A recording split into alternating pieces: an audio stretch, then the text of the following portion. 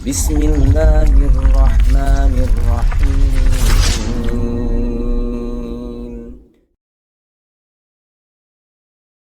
Assalamualaikum warahmatullahi wabarakatuh.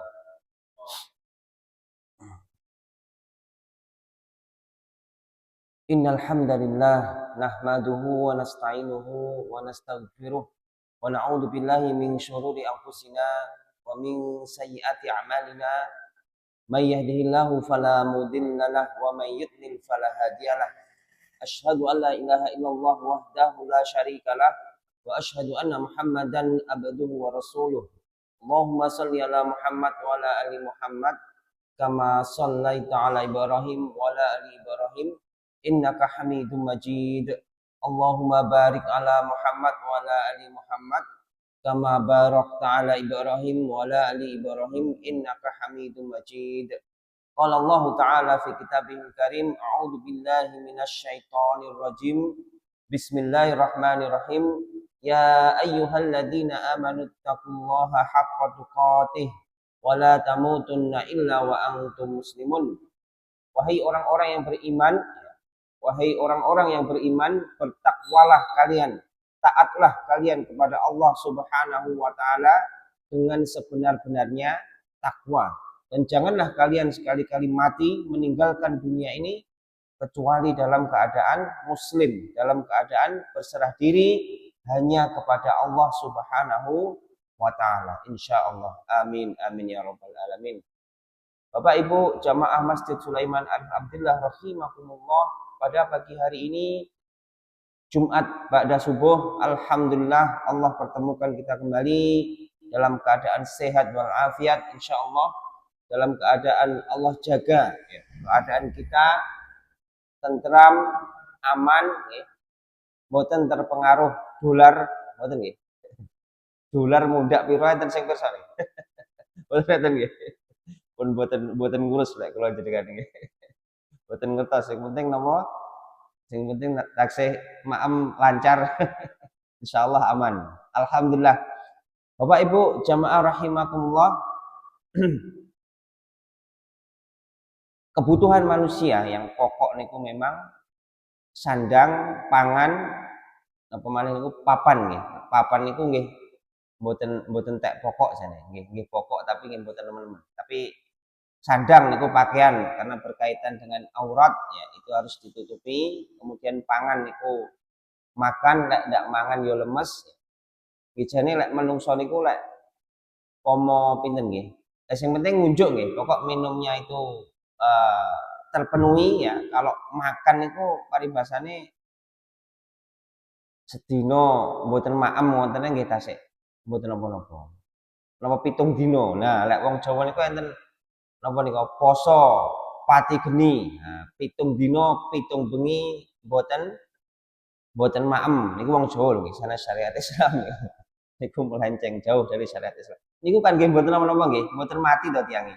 Nah, niku bukti bahwasannya, tapi lek mboten minum, lek mboten minum niki saged bisa menyebabkan dehidrasi berat. Nah, ini bisa berujung pada kematian.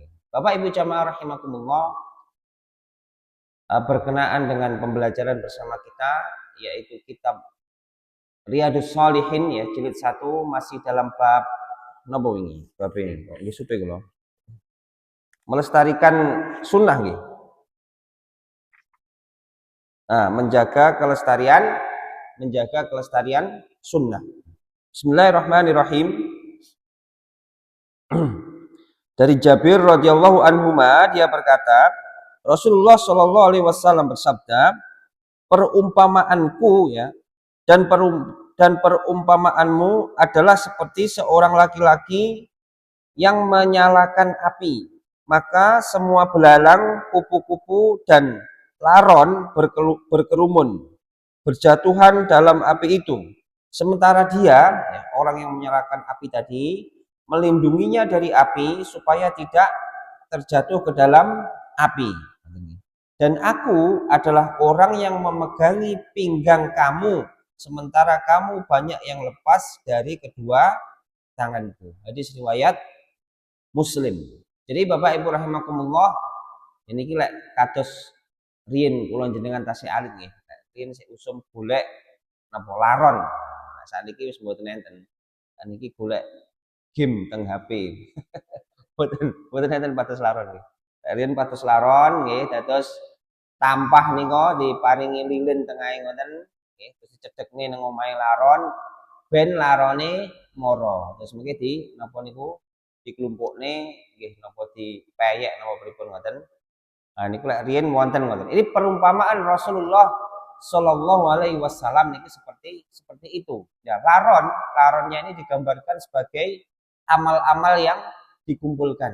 Maka orang-orang ini ya, sementara api ini digambarkan sebagai sesuatu yang membakar, sesuatu yang membinasakan. Artinya balasan yang buruk ngoten nggih.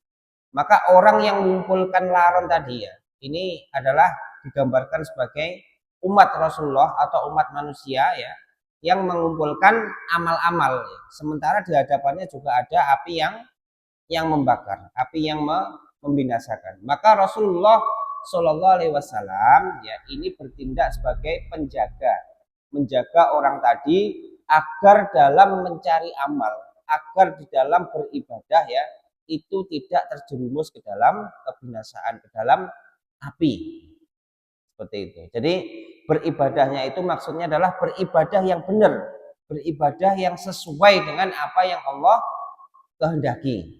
Karena ya bisa jadi kalau tidak ada yang menuntun, tidak ada contohnya ya dari Rasulullah Shallallahu alaihi wasallam, maka orang itu akan beribadah sekehendaknya sehingga bisa melenceng dari apa yang Allah kehendaki. Karpe api ya, rumangsane ya wis api, ternyata melenceng. Maka dari itu Allah Subhanahu wa taala mengutus kekasihnya Muhammad Shallallahu alaihi wasallam ya untuk memberikan suri teladan, untuk memberikan contoh uswah kepada kita agar apa yang kita lakukan, ibadah yang kita lakukan, sholat kita, puasa kita, ngaji kita, seluruh kegiatan yang kita lakukan ya, mulai kita bangun tidur sampai kita tidur kembali itu benar-benar terbimbing, terjaga sesuai dengan apa yang Allah kehendaki, atau bahasa mudahnya kita berada di rel yang benar, boten tersesat.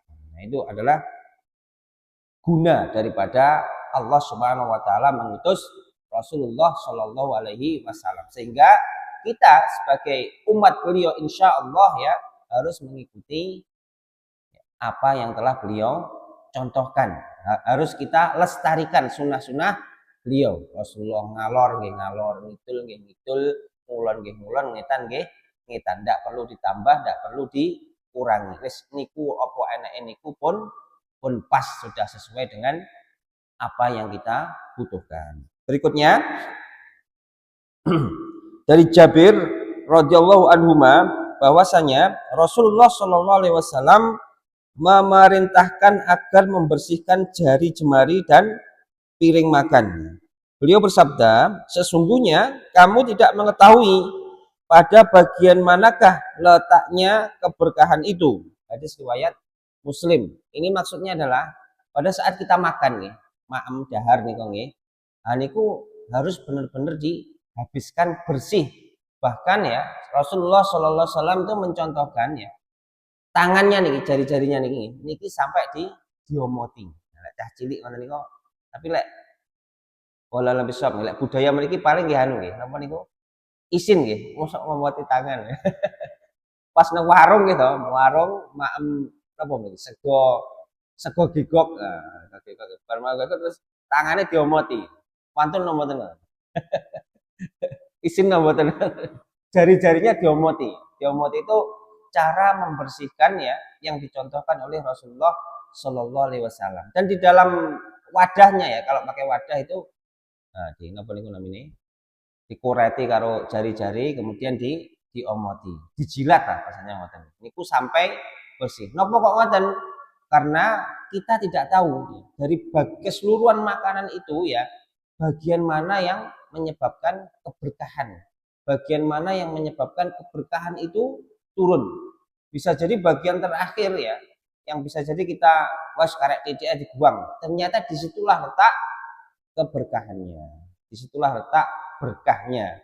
Letak sesuatu yang menyebabkan ya apa yang ada pada diri kita itu bertambah. Berkah barokah ini kan tambah nih, berkembang, bertambah ya dan lain sebagainya. Jadi dibersihkan benar-benar bersih ya, jari-jarinya diomoti, dijilati nggih, sehingga apabila ada bagian yang menyebabkan keberkahan pada diri kita, menyebabkan sesuatu yang ada pada diri kita ini akan bertambah, itu benar-benar masuk ke dalam tubuh kita. Dan syaitan, Bapak Ibu rahimakumullah ya, jadi sampun kuatin nih, syaitan itu di setiap cekliwer manusia ya, itu syaitan itu pasti hadir. Kecuali menglek adan itu melayu nih, tapi pergerakan syaitan itu cepat nih. Wes, pas adan itu melayu setannya. Tapi itu bar adan itu nggih balik malih.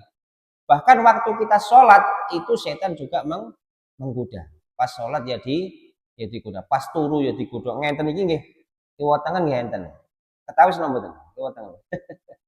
Kiwa tangan harap mburi ini senantiasa digoda oleh syaitan. Dan makanan-makanan ya yang kita makan yang tidak diucapkan bismillah ya pada waktu makan ya, kita mau makan itu kok mboten ngucap bismillah, niku setan melu maem kalih kula panjenengan. Jadi jangan sampai lupa kalau mau makan itu ucapkan bismillah, kemudian baru makan. Insya Allah setan tidak akan mampu menyertai kita untuk makan.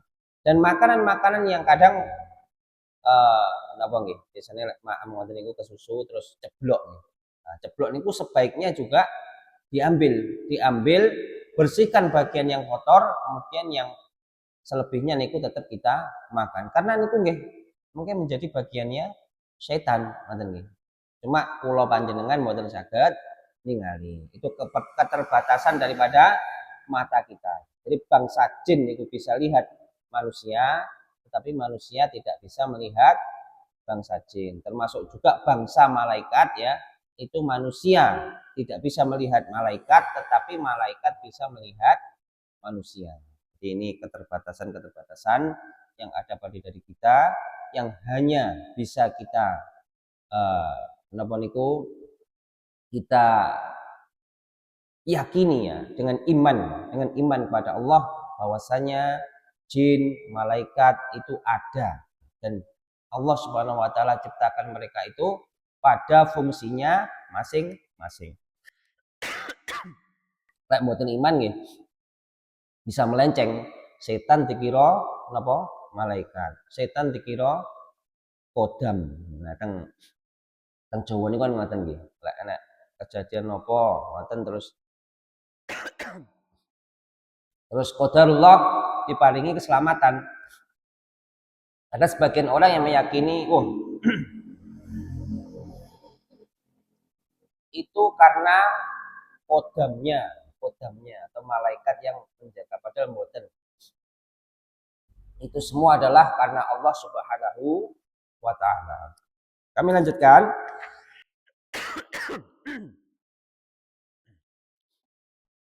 Niki alhamdulillah sehat santen nggih. Hawanya dingin, bediding, meler-meler pantes.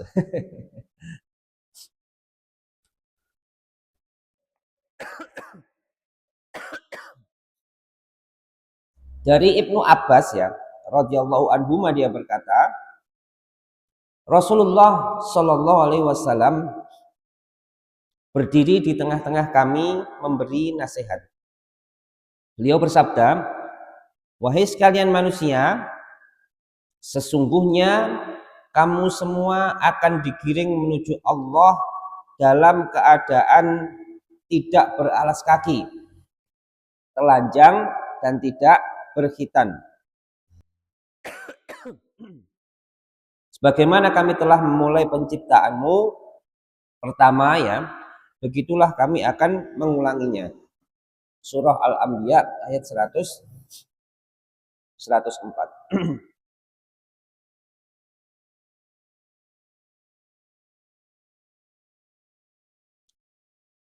Ini jadi dalam suatu urusan yang lain ya, kelak di akhirat bahwasanya manusia nggih sing sakniki-niki lambine apik-apik nggih, ganteng-ganteng, resik-resik sing setri nggih cantik-cantik gitu, pakaiannya rapi-rapi, bersih-bersih menutup aurat.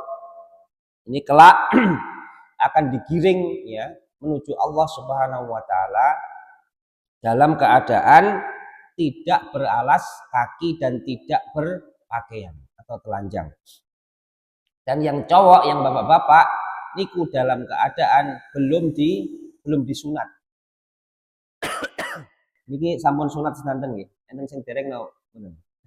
Napa badhe mindu. Masyaallah. Kelak nih Bapak Ibu rahimakumullah akan dikembalikan pada keadaan yang fitrah yang aslinya. Jadi nggih tidak kelamben bahkan tidak pakai alas kaki ya.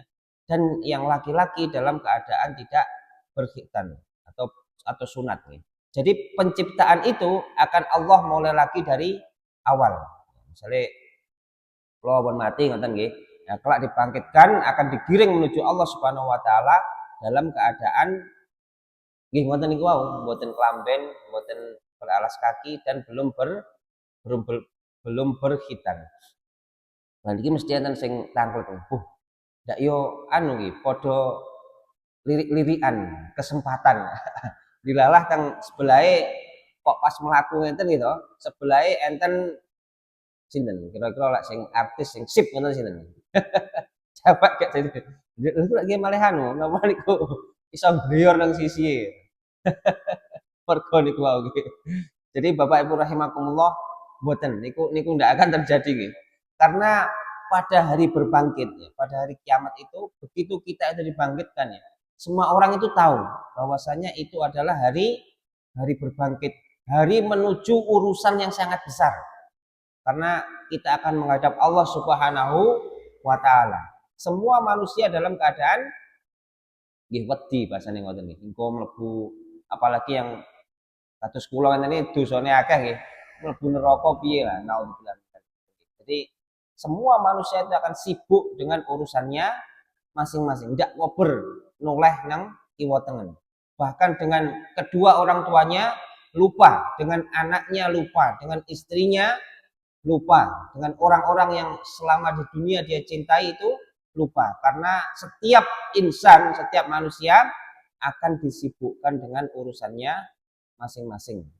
Karena kita tahu bahwasanya itu adalah hari pembalasan. Hari berbangkit itu adalah hari pembalasan. Jadi wis bingung kabeh nggih, bingung kabeh. Engko dan tidak ada yang bisa menjamin, iso jamin mesti mlebu surga ngono nggih seneng to. Nah niku kabeh wedi karena semua akan teringat dengan dosa-dosanya selama hidup di dunia. Maka dari itu, Bapak Ibu rahimakumullah, seseorang itu masuk surga bukan karena amalnya. Itu semua karena rahmat Allah Subhanahu wa taala. Jadi sakjane ngono dosane niku nggih kuwadah, tapi karena rahmat Allah salah satunya nggih, salah satunya satu kebaikan ya, itu Allah lipat gandakan 10, 20 atau bahkan lebih. Itu merupakan rahmat Allah sehingga satu kebaikan itu karena Allah lipat gandakan dengan kelipatan yang banyak ya, maka insya Allah bisa memberatkan timbangan amal kebaikan kita. Lek pomo dihitung satu ya, satu-satu nggih. Kebaikan yo siji, eleke yo siji. Wah, niku nggih berat. Niku jelas naudzubillah min dzalik banyak yang tergelincir. Sementara keburukan itu dihitung satu ya, kebaikan itu Allah lipat gandakan. Karena Allah Maha tahu bahwasanya manusia itu adalah makhluk yang lemah. Lemah dalam arti gampang tergoda, gampang tergelincir, gampang ya keselio, nah, gampang keselio. Jadi kena harta ya, napa niku? Tahta ya, yang paling berat niki lek wong lanang wanita, nah niki gampang tergiur, gampang tergoda. Sehingga karena Allah tahu ya manusia itu lemah, maka kebaikan itu Allah lipat gandakan ya. Sehingga insya Allah dengan Allah lipat gandakan itu ya maka bisa memberatkan amal, timbangan amal kebaikan kita di hadapan Allah Subhanahu wa taala. Yang penting lagi itu adalah tauhidnya harus dijaga. Jangan sampai kita melakukan kesyirikan, menyekutukan Allah Subhanahu wa taala. Kabeh hanya kepada Allah Subhanahu wa taala. Sandale ilang nyuwune teng sinten? Teng Allah Subhanahu wa taala nggih. Jadi sandale ilang niku mun sah nyuwun teng Pak Pangin nggih, teng Allah Subhanahu wa taala. Ya Allah sandalku ilang. Nah, ngoten. Apa niku namine parfume teng mriku telas nggih, nyuwun teng sinten? Ya Allah parfume telas. Benjing enten malih kula tumbas. Masyaallah. Kami lanjutkan ya. Nah niki. Dari Abu Sa'id Abdullah ibnu Mughaffal radhiyallahu anhu dia berkata, Rasulullah Shallallahu alaihi wasallam melarang berbuat tazal. Tazal niku penjelasannya adalah apa niku melempar kerikil atau dengan batu kecil niku nggih terus dilempari. Nah, ini biasanya like, berburu ya, atau mencari apa niku hewan-hewan yang hewan buruan niku ndamel kerikil kecil ngoten niku terus diantem ngoten ya, diantem. Karepe nggih ben hewannya itu kena apa kena matanya, apa kena apanya terus kemudian mudah untuk ditangkap. Beliau mengatakan ya, sesungguhnya itu tidak bisa membunuh hewan buruan ya, dan tidak bisa membinasakan musuh, akan tetapi ia hanya membutakan mata dan menanggalkan gigi. Hadis riwayat Bukhari Muslim. Jadi Rasulullah Shallallahu alaihi wasallam itu melarang karena kalau pakai batu kecil itu sifatnya hanya menyakiti atau melumpuhkan lah, kena mripate ngoten kan sebenarnya ndak mati tapi hanya menyakiti. Ini dilarang. Bahkan di apa niku dengan musuh misalnya di dalam perang ngoten nggih. Itu hanya dilempar dengan batu kecil ya. Jadi ini batunya dimaksud batu kecil nih, mboten batu gede nggih. Kan bisa membunuh mboten normal nggih. Tapi kalau batu kecil yang sifatnya hanya menyakiti. Nah niki hanya menyengsarakan hewan buruan atau menyengsarakan lawan. Nah ini dilarang. Jadi misalnya berburu yo dengan sesuatu yang benar-benar ya perlu mematikan.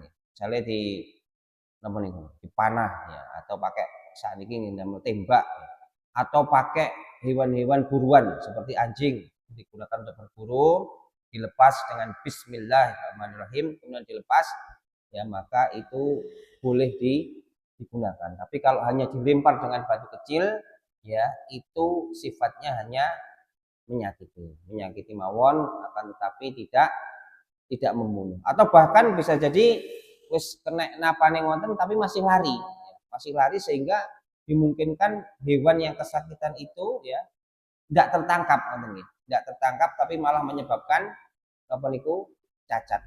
Itu dilarang oleh Rasulullah Shallallahu alaihi wasallam. Berikutnya dari Anas ibnu Rabi'ah radhiyallahu anhu dia berkata, saya melihat Umar ibnu Al-Khattab radhiyallahu anhu mencium hajar aswad. Nah ini sinten mawon nggih kula jenengan termasuk kula jenengan kalau pergi ke Mekah Al-Mukarramah ya ke tanah suci Mekah ini pasti pengen mencium hajar aswad. Ngoten leres nggih. Lek kula wingi mboten nggih, mboten pengen. Mboten tertarik kula liwati ngoten mawon. Bidal niku nggih mboten pengen mencium hajar aswad.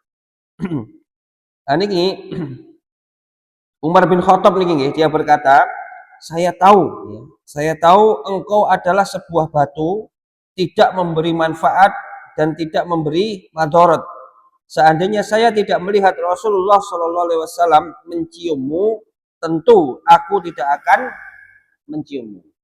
Tapi kalau misalnya kok seseorang itu pergi entah itu umroh atau haji kemudian mencium ya hajar aswad ya, maka Rasulullah Shallallahu alaihi wasallam pun juga menciumnya. Tapi sekali lagi ya akidahnya harus dijaga. Jadi mencium hajar aswad ya itu nggih namung mencium, tidak ada tendensi nopo.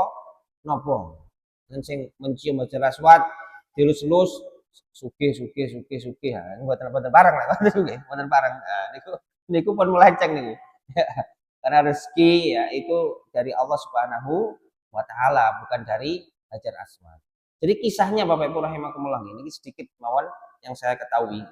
Hajar Aswad itu batu dari surga. Batu dari surga ya. Yang walalam bisawab, dulu malaikat Jibril itu membawanya ke bumi pun. Dulunya Hajar Aswad niku warnanya putih. Jadi dari surga itu diturunkan putih ya. Akan tetapi karena dosa-dosa manusia ya, maka Hajar Aswad itu menjadi hitam. Barangkali Rasulullah Shallallahu Alaihi Wasallam itu mencium Hajar Aswad karena mungkin Hajar Aswad itu batu dari surga atau merupakan apa nggih ekspresi kerinduan ya, kerinduan akan surga. Nggih namung wonten, ndak lebih dari itu nggih. Jangan sampai napa niku meminta-minta, apalagi meminta sesuatu ya bukan kepada Allah Subhanahu wa taala, bahkan kepada Hajar Aswad ya itu dilarang. Bahkan teng mriku niku nggih aneh-aneh mawon. Enten wong Indonesia niku nggih napa niku ngetoki napa niku kain napa niku nggih nutup Ka'bah niku lho. Lah niku itu ketoki wonten didamel napa niku? Napa damel jimat pripun mboten ngertos nggih. Aneh-aneh mawon. Nah ini dilarang. Tentunya kita sebagai seorang muslim, kita sebagai orang yang beriman, mintanya hanya kepada Allah Subhanahu wa taala. Mintanya hanya kepada Allah Subhanahu wa taala. Meskipun Hajar Aswad itu batu dari surga, tapi dilarang ya, kita ya memperlakukan dia sebagai sesuatu yang bisa memberi manfaat atau sesuatu yang bisa menyebabkan kecelakaan kepada kita mboten. Ya, jadi kebaikan itu hanyalah milik Allah ya, maka segala sesuatu itu hanyalah milik Allah, mintalah hanya kepada Allah. Jadi lek mriku insyaallah nggih dengan minjing niki sampun sing enten sing sampun haji. Sampun wonten. Dereng. Sing enten sing sampun tindak nang Mekah dereng. Oh insyaallah mugi-mugi Allah lapangkan rezekinya, Allah lapangkan jalannya nggih. Bisa pergi ke tanah suci. Boten pergi maksudnya melakukan ibadah umroh tawi haji. Lek pergi mriku kayak nama wisata nggih, benten niki urusane. Mesti mriku ping napa niku namine? Pados napa niku namine? Kambing guling. Benten. Kados kula. Dieling-eling kambing guling. Jadi apa yang ada di sana nggih, meskipun itu baik itu Ka'bah ataupun dalam hadis ini tadi Hajar Aswad atau mungkin di makam Rasulullah Shallallahu Alaihi Wasallam sendiri ya, itu semua hanyalah napa nggih.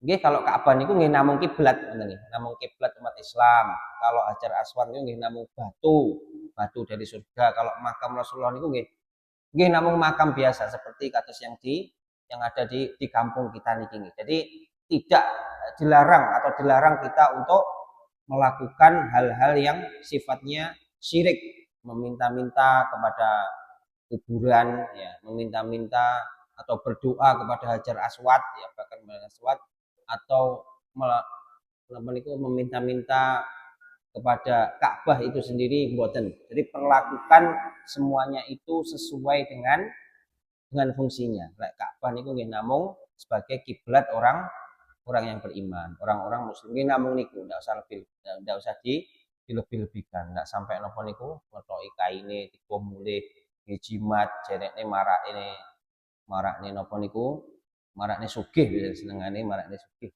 Niku mboten, itu semua adalah kesyirikan melenceng dari tujuan, melenceng dari apa yang Allah dan Rasulnya syariatkan. Demikian Bapak Ibu rahimakumullah sedikit yang bisa kita pelajari bersama pada kesempatan yang berbahagia ini. Alhamdulillah itu sudah mulai terang.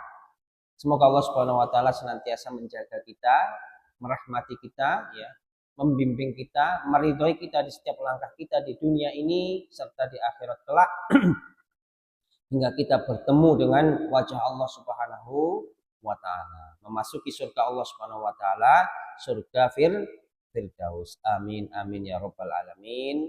Subhanakallahumma wa bihamdika asyhadu an la ilaha illa anta astaghfiruka wa atubu ilaik.